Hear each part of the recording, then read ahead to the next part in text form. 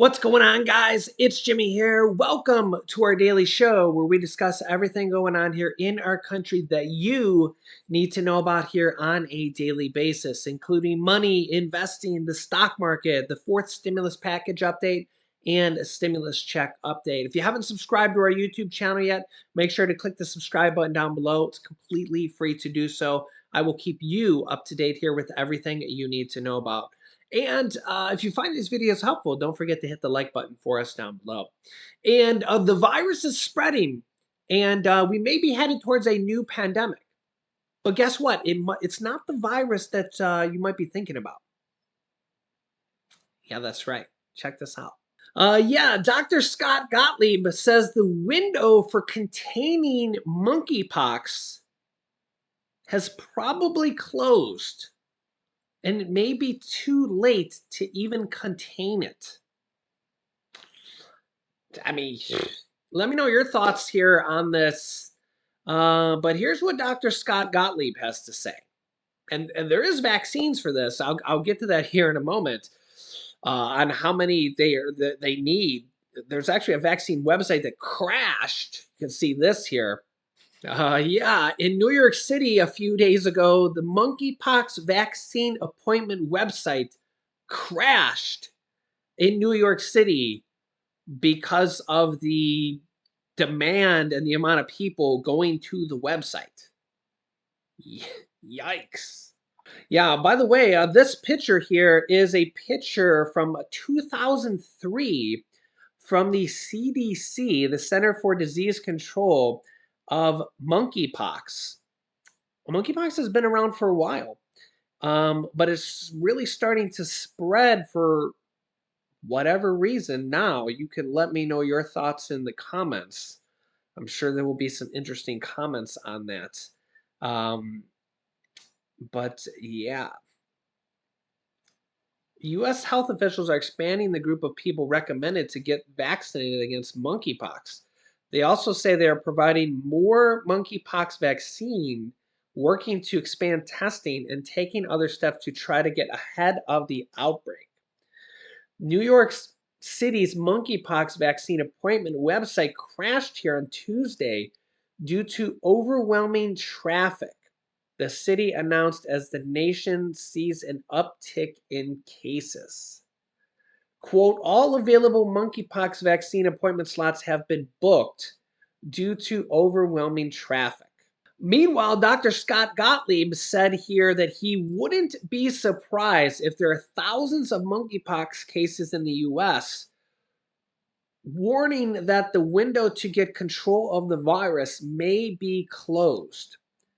Quote, I think they're going to be reluctant to use the word pandemic because it implies that they failed to contain this. And I think at this point we failed to contain this, he says. Quote, we're now at the cusp of this becoming an endemic virus, with this now becoming something that's persistent that we need to continue to deal with. And that, quote, we're probably detecting just a fraction of the actual cases. I think the window for getting control of this and containing it has probably closed. And if it hasn't closed, it's certainly starting to close. The CDC has identified 1,814 monkeypox cases in 43 states as of Friday. Many localities have begun vaccination campaigns for at-risk individuals using existing smallpox vaccine doses that have been shown to help prevent monkeypox. But local leaders like the mayor of Washington, D.C., Muriel Bowser, have said many more doses are needed.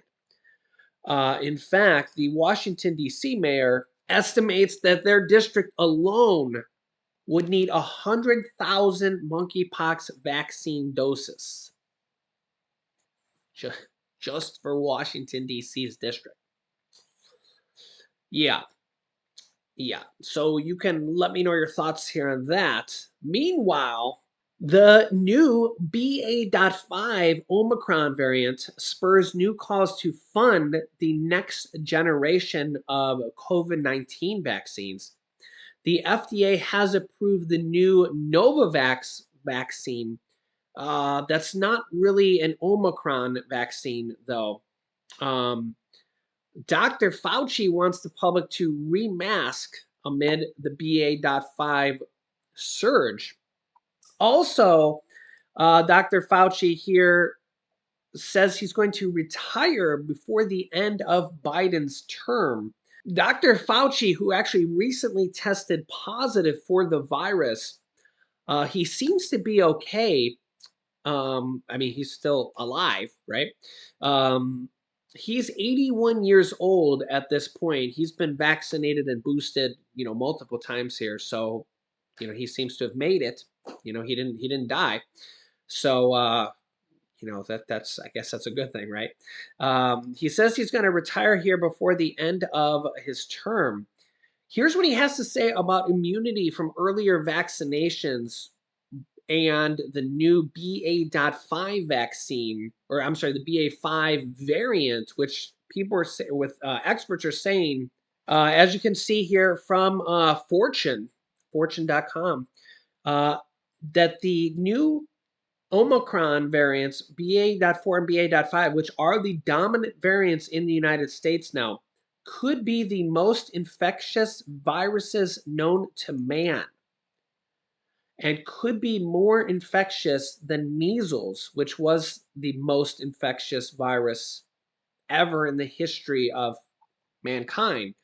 BA.5 could be more infectious than that alone, based on what they call the RO factor. Measles has an RO factor of 18. Mumps has an RO factor of 12. Ebola has an RO factor of 2.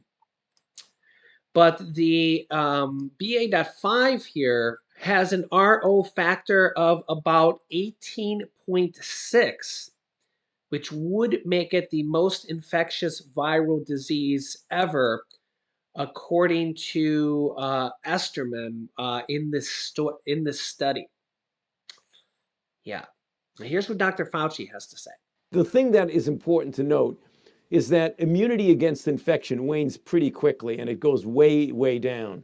What we've been fortunate is that the immunity against severe disease leading to hospitalization and unfortunately death in some cases tends to hold reasonably well, but it's slipping.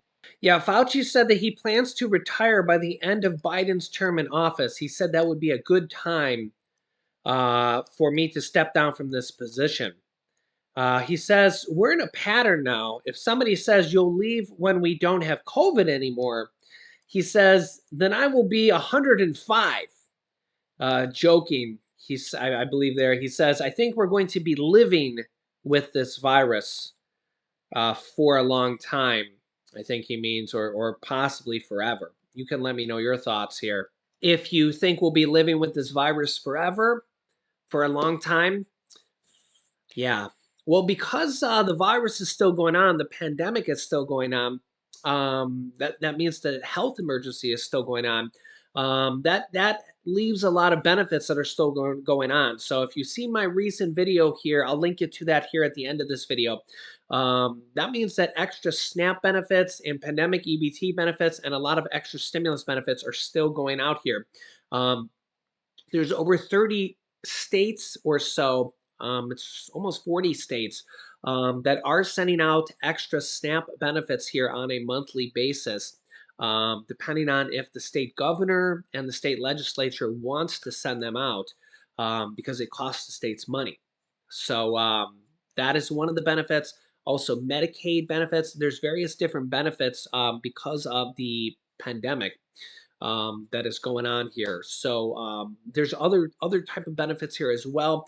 And going forward here, we've obviously seen stimulus check 1, stimulus check 2, stimulus check 3 so far. We've seen rent assistance, mortgage assistance, utility assistance. I have links for you guys down below in the description of that video. Some of that is still available, especially the utility assistance and homeowners assistance.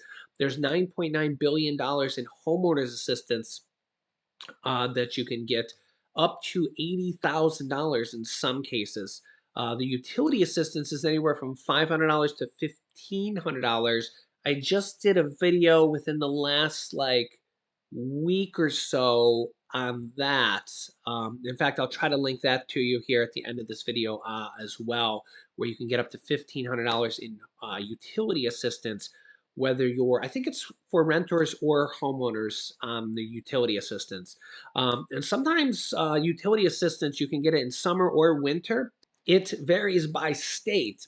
Um, but the rent assistance is starting to dwindle down, I believe. I think there's some states that may still have it available. But there was almost $50 billion in rent assistance available.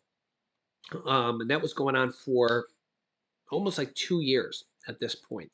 Almost 2 years at this point. So if you've been watching my show for a while, hopefully you got some of that. A lot of people got 3 months, 6 months, 12 months of rent assistance. It may still be available. You can, again, it varies by state. You can click the links down below in the description of this video. To find the description, which is sometimes kind of hidden, you got to kind of click on the title down below or click on the little arrow down below the title, open up the description. You'll find links for rent assistance, mortgage assistance, utility assistance, or I'll link you to some videos here at the end of this if you don't see that. And it kind of shows you how to find these programs in your area because it's kind of different for each state for these stimulus programs for each state. But a lot of this money came from stimulus packages in the past. So if it weren't for the pandemic, these programs wouldn't exist. So because of the virus, because of the pandemic, this is actually kind of a byproduct of a good thing that came out of it. Yeah, so I know out of the darkness comes the light, a little bit. Sometimes you can kind of get those good things that kind of come out of these sometimes, so hopefully we'll see more here going forward. There's been the nice thing is we've had SNAP benefits, extra SNAP benefits still going on. President Biden passed that 25% increase. That's a permanent increase. That was passed at the near the end of last year, and that's a permanent increase that goes forward permanently forever.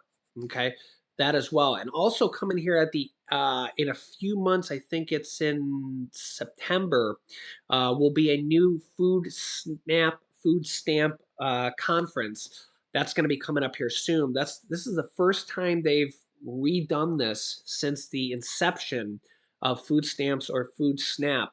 So this will be good because I think they're going to try to rework the program, redo the program.